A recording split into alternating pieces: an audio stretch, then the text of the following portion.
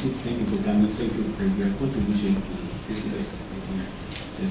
The development of the formation technologies are very important to get economic growth and social balance, not only for the Basque Country, but for all around the world.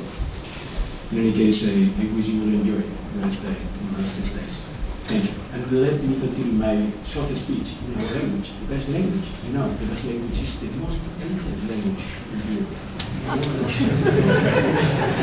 Well, berrikuntza buruz hitz egiten dugu eta curriculumean dago gainera, baina azken batean ametsa besterik etzen hau da 20 urte, errealitate bihurtu da guain, eta gaitasunak dauzka guain innovazioari buruz hitz egiteko pizargatik, rekonbertsioari buruz hitz egin genulako eta egin genulako, 80.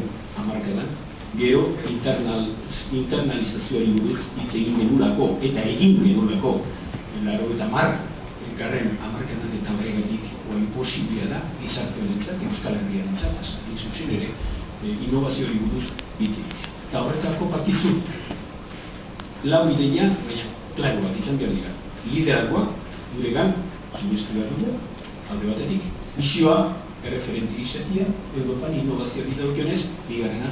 Hirugarrena, estrategia, kuantitatiboa ez ezik, oain kualitatiboa ere, eta laugarrena, kompromisoak. Kompromisoak hitzetatik, eketetara. Pasatu behar ditu. Bien, decía con brevedad, antes de pasar la palabra al protagonista de este